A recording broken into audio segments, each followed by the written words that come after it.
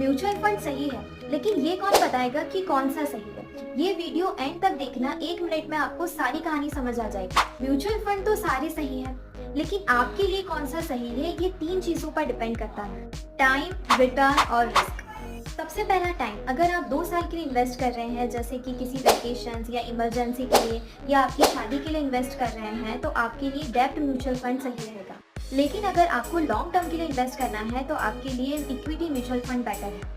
Second factor है return. यदि लो to high return देखें तो सबसे लोएस्ट रिटर्न आता है डेब्ट म्यूचुअल फंड में, उससे थोड़ा सा ज़्यादा देखें तो वो आता है लार्ज कैप फंड में, और सबसे ज़्यादा रिटर्न आता है स्मॉल कैप फंड में। अगर रिस्क को हाईएस्ट टू लोएस्ट करके देखेंगे तो हाईएस्ट रिस्क स्मॉल कैप में है, रिटर्न भी सबसे ज़्यादा इसी में ही है, यानी रिस्क है तो इश्क है। उससे कम रिस्क है लार्ज कैप में और लोएस्ट रिस्क है डेब्ट म्यूचुअल फंड में, जिसमें रिटर्न भी सबसे कम है।